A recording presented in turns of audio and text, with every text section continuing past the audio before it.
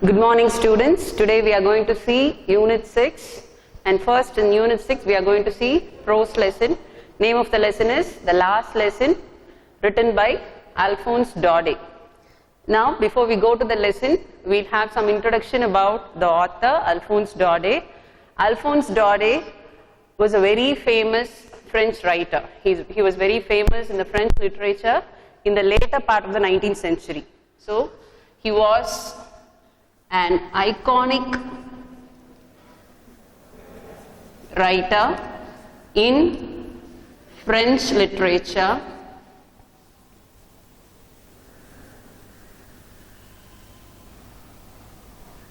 in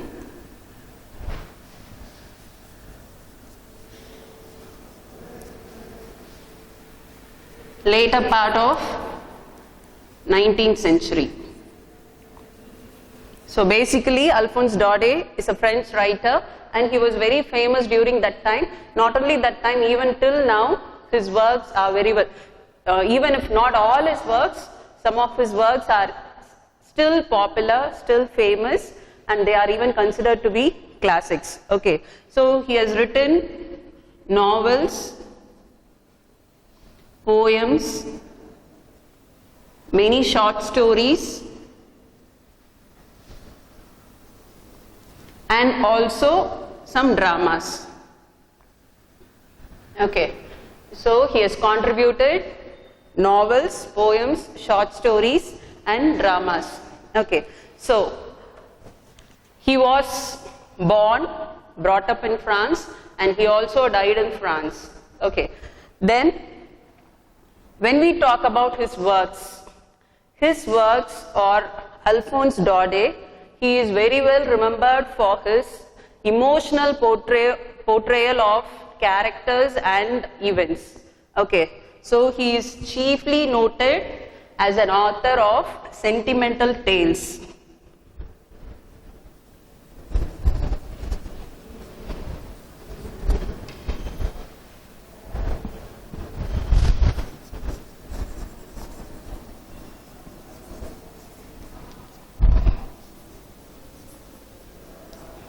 Okay, what kind of sentimental tales does he speak about? Especially about the provincial life of the French people. Okay.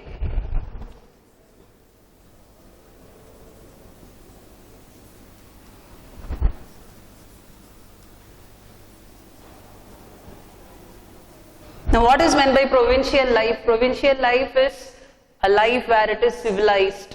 Okay, it is full of refinement, culture.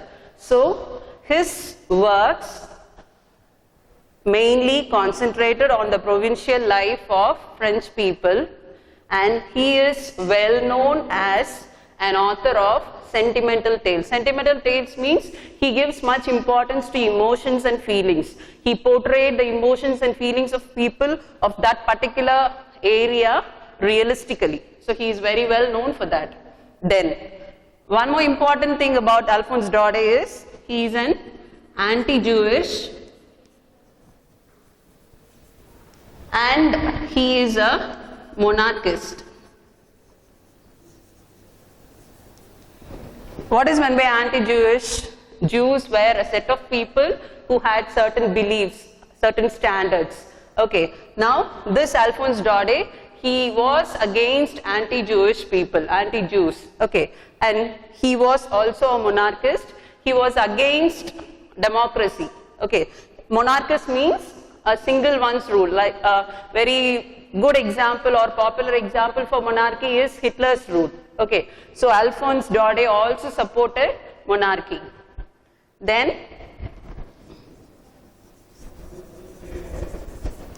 Alphonse Daudet was also against French Republic.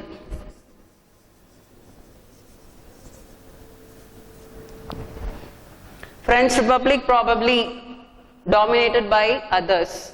Okay, so these are some things we have to know about Alphonse Daudet. Alphonse Daudet is basically a French writer. He was very famous and popular in the later half of the 19th century. He is considered to be an iconic writer in French literature. He has written many novels, poems, short stories and dramas, and he gave a realistic portrayal of the emotions and sentiments of people of France, and he is well known as an author. He is well known as an author of sentimental tales, where he gives much importance to feelings and emotions of people. So in that way, he is a realistic author. Okay, he is also anti-Jewish. I told you what is meant by Jews. Jews means a particular group of people, a set of people who had certain beliefs. He was against them, and he was a strong believer of monarchy.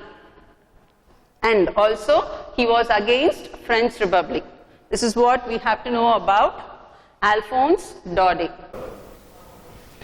One more thing about Alphonse Daudet is, he was born in the year 1840 and he died in the year 1897. Now, why I am specifically emphasizing about his birth year and death year is, between these years, we have a very important event that has taken place in the history of France, that is Franco-Prussian War. Because now,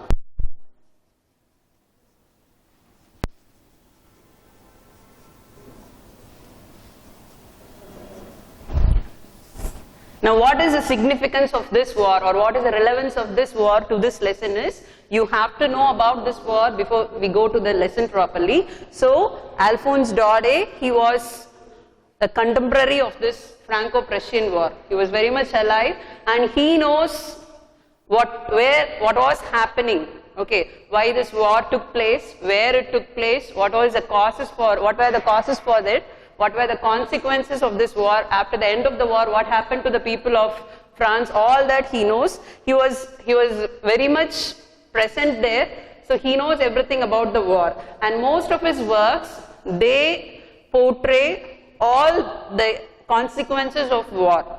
His works, in one way or the other, they talk about this consequences of this Franco-Prussian war. Okay. Now, this Franco-Prussian war, it is also known as Franco-German war. Okay.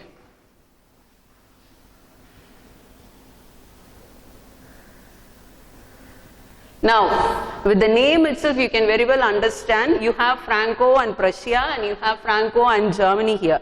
So, it is a war between France versus Prussia, and again it is France versus Germany. How is it possible? Because France was on one side, both Prussia and Germany, they were on the other side. They were against France. So that is why it is called as Franco-Prussian War or Franco-German War. The year of this war is 1870 to 1871. This war had taken place for nearly a year. Okay, so during this year, Alphonse Daudet was very much alive. So he knows everything about the war. He has very much witnessed everything that was taking place in his country. Okay. Now, I'm going to say something about this Franco-Prussian War before we go into the lesson. This Franco-Prussian War, I told you, it was between France and countries led by Prussia. Now, along with this Prussia only, we have Germany. Okay. Now, among the various reasons for this war to have taken place, we have some of the important reasons, like, they say, before this war took place, in Europe, French people were dominating. So, the other Europeans did not like French people dominating the whole of Europe. So, in order to stop the hegemony or the domination of French people, it is believed that this Franco-Prussian War had taken place. So, one reason is to stop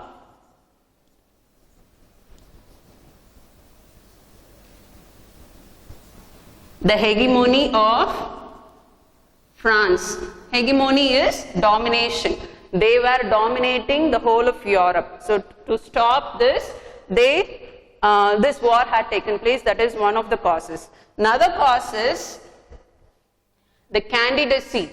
Okay, Spanish, the Queen of Spanish, she was dismissed. So Spanish was free of any leadership. Now, one member of Prussian royalty was nominated to be the candidate of Spanish throne. Now, French immediately started to fear that if Prussia also starts to rule Spanish, then their power may go down, their domination may go down. Okay, so French people, they had a fear that if Prussians, if they take over the power of Spanish, their power may go down in Europe. So that was also one of the reasons for this war. So the second cause is the candidacy for the Spanish throne after the Queen, I think she is Queen Isabella, after she was dismissed, the Prussians, they wanted to come for the candidacy for this throne. So for this, the French people had a lot of fear. So this was the second cause for this Franco-Prussian war or Franco-German war.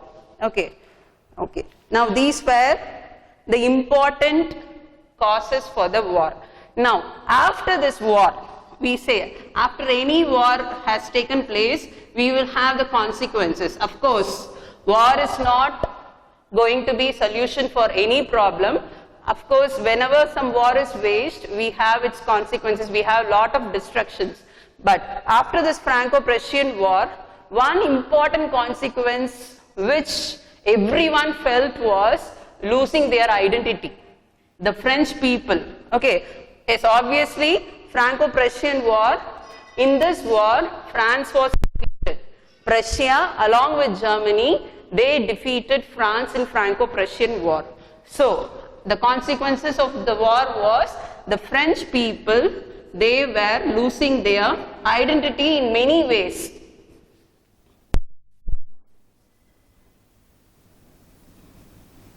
Naturally, the Germans started to dominate the French people. So when they started to dominate the French people, they started forcing all their rules, laws, culture, tradition on the French people. And the worst part was the French people were not even allowed to speak in their own language, French language. Okay, so one of the identities, important identities they were losing was that Germans forced the French people to have all their medium of instruction, everything only in German language, and French was banned.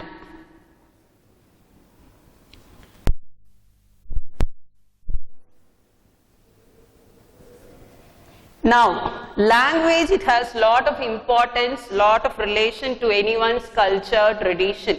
Okay, as long as we stick to our own language, our own native language, our true identity will not be lost. So, the French people felt it very bad when the Germans passed a rule that French should not be anymore the medium of instruction in France, especially in two places.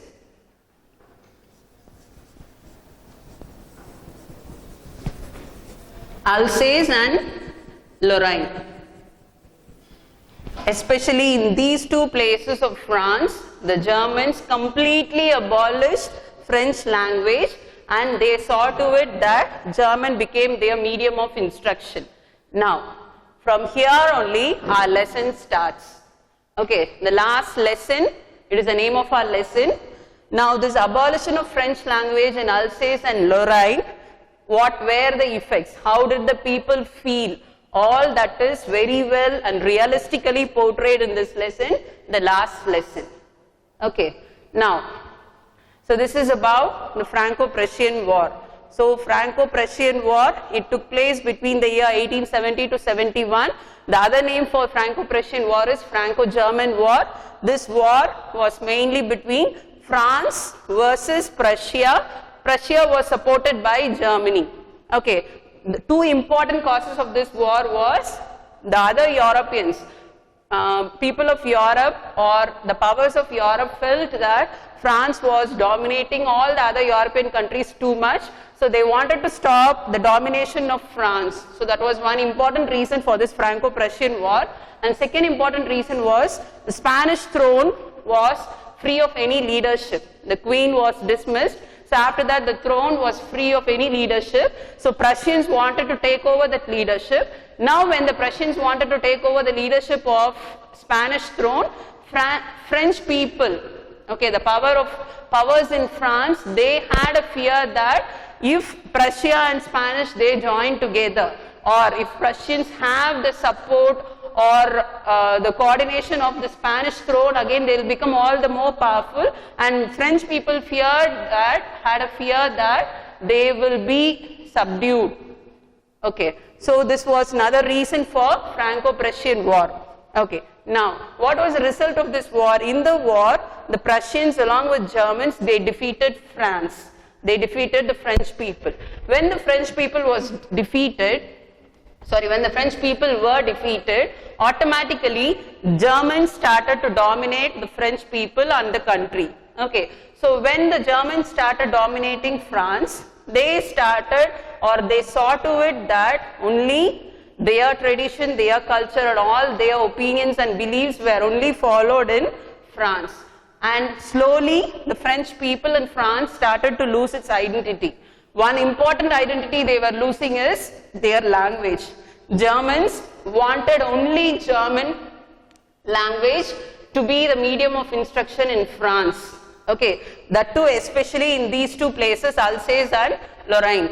Okay, so when they made it a compulsory rule that German should be the official language, the French people felt it very bad, because as I told you before, language is anyone's native language, anyone's mother language or anyone's native language is very important for any person. It is what you say, it is a base for any culture, it is base for any tradition. So language has so much importance and language has so much value. So when the Germans wanted to banish this or prohibit this French language, the people of France, especially the people in Alsace and Lorraine, they felt it very bad. Now all these things are going to be pictured in this lesson, the last lesson. Yes, that is how this Franco-Prussian War is connected to our lesson, the last lesson. I hope it is very clear now. Now, before we go to the lesson, I want you to take down some of the meanings of certain words in the lesson, which may be difficult for some students. I hope all are having your textbook. So as I give you the meanings, you can underline the word and you can take down the meaning. I am going to start from the very beginning of the lesson. Okay, so I will write it on the board. You just take down.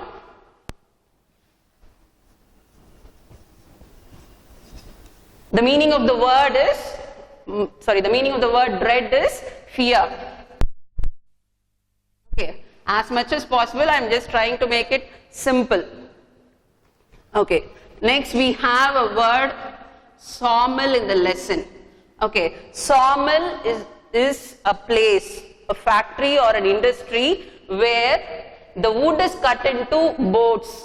The wood is cut into proper shapes in order to be used for many purposes. Okay, so sawmill is usually an industry, or it can even be a small workshop, not necessarily a big industry. It can be an industry, factory or a small workshop where they deal only with wood. What do they deal with wood? They cut and refine the wood in order to be used it for various purposes. Okay, now we have the word drilling. Again and again repeated in one or two places in the lessons. Drilling, in this lesson they are referring to the marching. We have march past in our school, no? Our boys marching. So this marching by the German soldiers, drilling of the German soldiers means the German soldiers are marching. Then you have the word resist. I hope many of you will know the meaning of the word resist. What is meant by resist? It is not ready to accept. When someone is telling you something, we are not, sometimes, most of the times we are not ready to accept to what the other people is saying. So, refusing to accept is resist.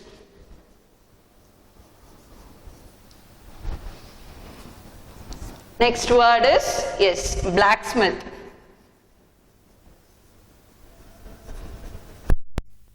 You would have heard about silversmith, goldsmith. Goldsmith means a person who deals with gold. Silversmith means a person who deals with silver. Now, blacksmith means which metal will be in black in color. Usually we call iron to be black metal, right? So, a person who deals with iron, we call it as, we call them as blacksmith.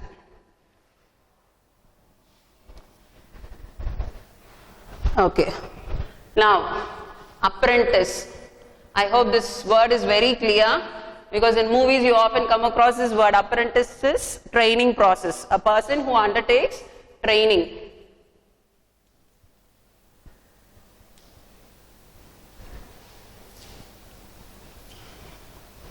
Then you have a colloquial word, a normal word which is not an official word or a formal word. It is a colloquial word, informal word, bub. The meaning of this word is aggressively or angrily addressing a man, aggressive or angry addressal of a man or a boy.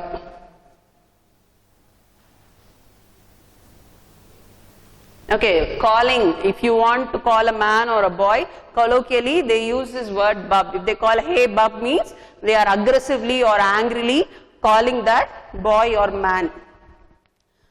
Next we have commotion. Commotion, again, it's a very familiar term, I suppose. Commotion means confusion.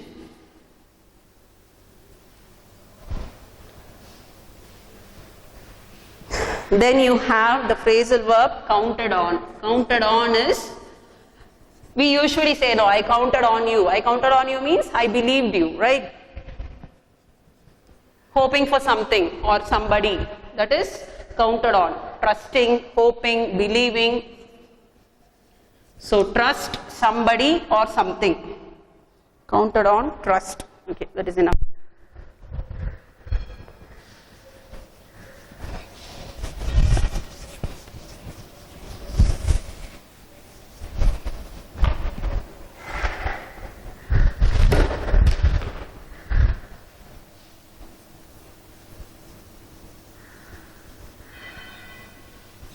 Okay, then you have the word blushed. Blushing is when we are shy or when we are ashamed of something, when we have the feeling of shyness or a feeling of shame. Usually for certain people who are very fair, their cheeks or their face will be blushing, become red in color. That is what we call it as blushing, blush or blushed. So blush means face will become red because of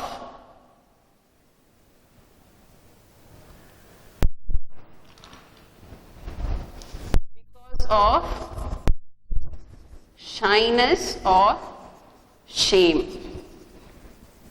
Okay. Then next word is frighten. I think this is also a very common term. Frighten means again fear, afraid of or fear. That is the meaning of the word frighten. Then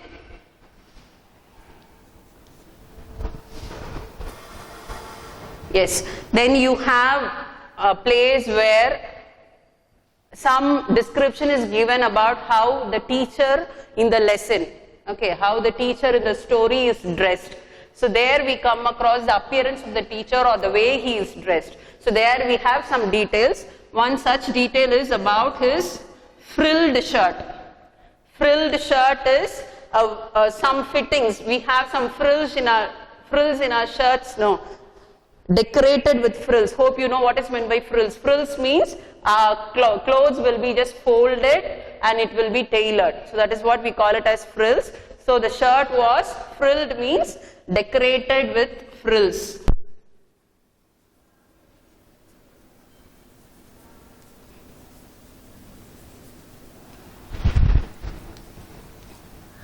Then again, one more description about his dressing is embroidered.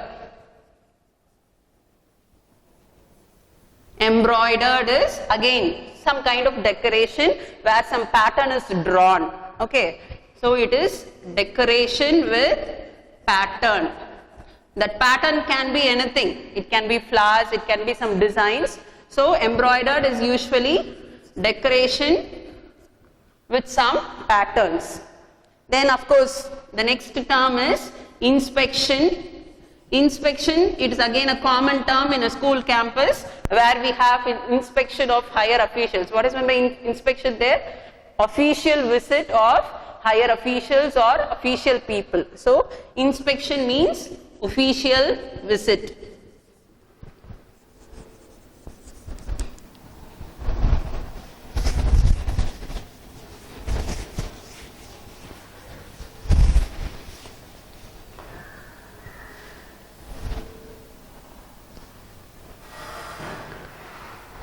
Then you have the word solemn.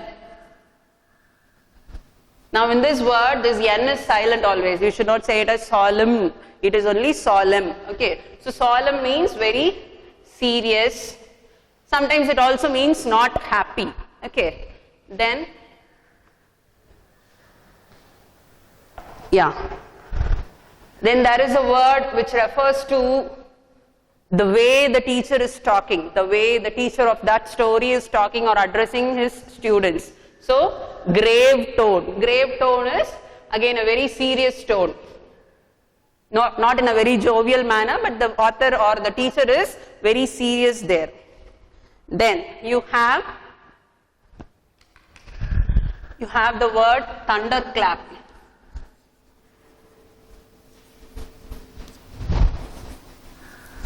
Now this term, you know what is a thunder? Thunder is always very sudden, it is very forceful, it gives us a shocking like feeling. So thunderclap is something like that.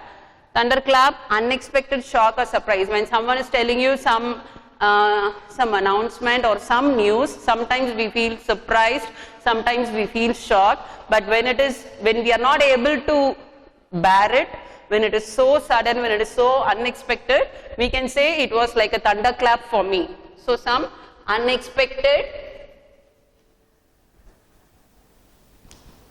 shock or surprise. Okay. Then riches. Okay. This is a term which is used by the boy, another important character in this story, wretches. Wretches, it usually refers to unfortunate or unhappy person.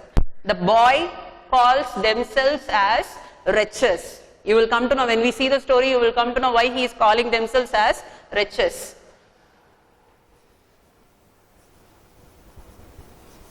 Unfortunate or unhappy person. Okay. Next term is nuisance. Nuisance is quite common term, but still some of you may not know it. Nuisance is a kind of feeling of irritation or annoyance. Okay, we are not comfortable with that. So we call someone as a nuisance because that person is going on irritating us or annoying us. We call that person to be a nuisance for us. So nuisance is irritating or annoying.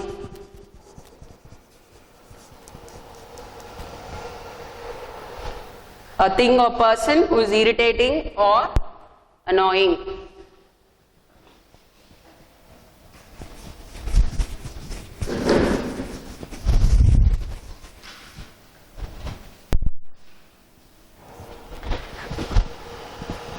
Then you have the word cranky. Cranky means strange. Strange means not usual, very abnormal. When something is not normal, when something is not going on in the usual way, we call it to be strange. So that is what is the meaning of cranky. Okay. Then reproach. Reproach is expressing one's dissatisfaction, that is reproach, or disapproval. Expressing dissatisfaction or disapproval. Dissatisfaction, you know, not satisfied. Disapproval is not approving something, not accepting something is disapproval.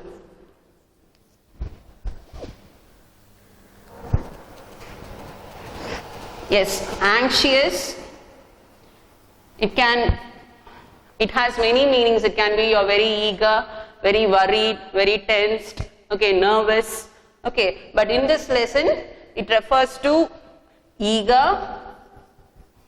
Eager means curious, very interested, and at the same time, nervous, tensed, okay. Then, enslaving. You know, I hope you know what is the meaning of a slave. A slave is someone who is under the mastership or ownership of somebody else, okay, dominated by somebody else. Enslaving is making someone as their slave. That is the meaning of the word enslave, okay, dominating, oppressing, suppressing can all be the meaning for the word enslave, okay. Then amazed. Amazed means very surprised.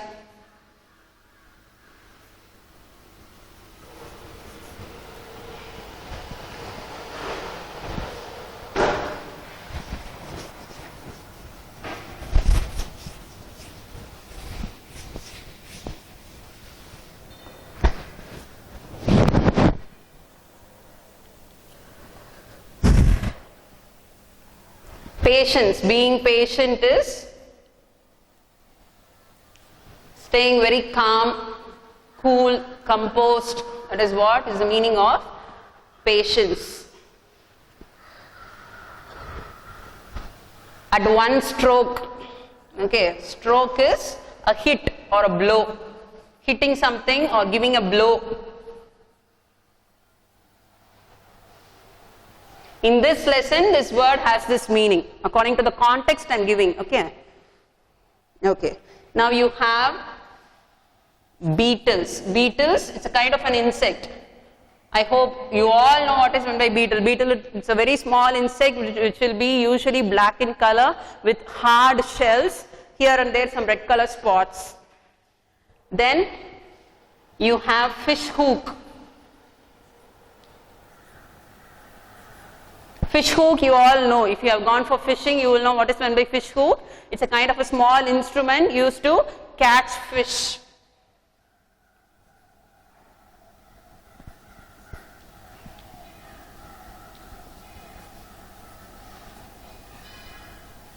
In this lesson, you don't have anything to do with fish hook or catching fish.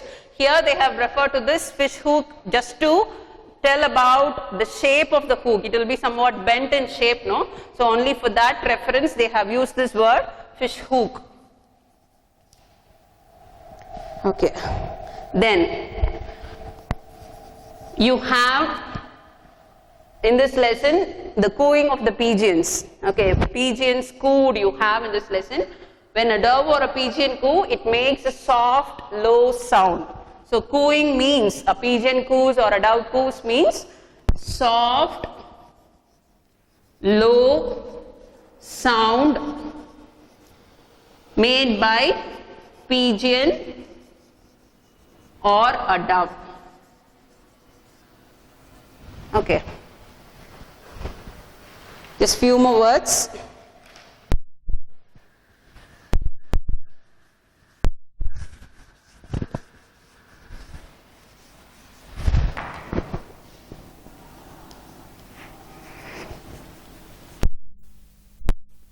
Gazing is again a common term nowadays. Gazing, it has something to do with looking at someone or something. But what is particularly gazing is looking steadily without moving, going on looking, having a fixed look. So, look steadily.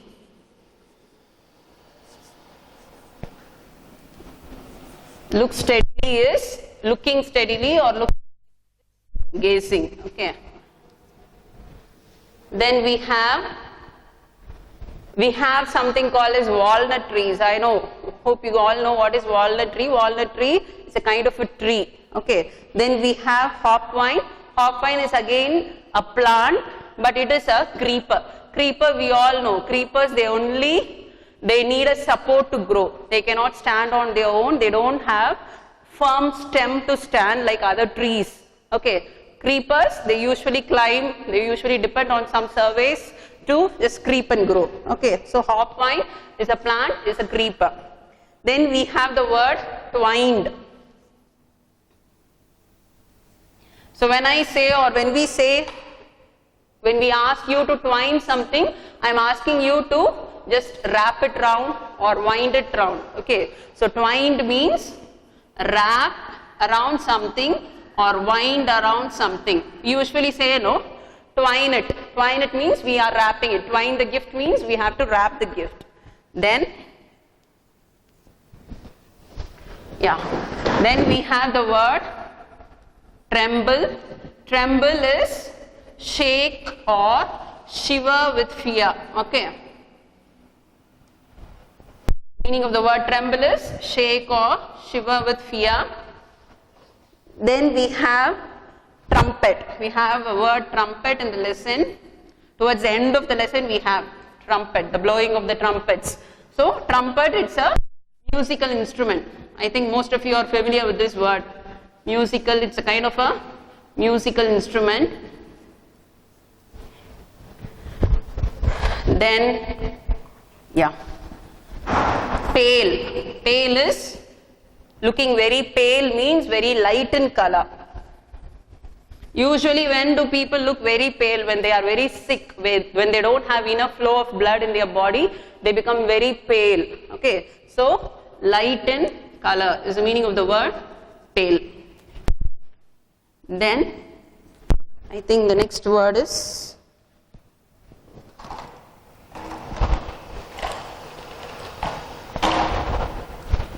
choke.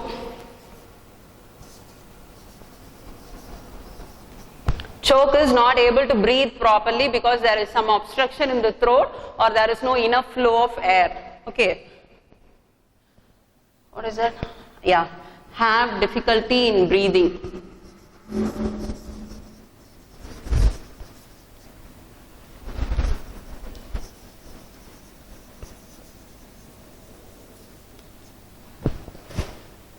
And we have just two more words.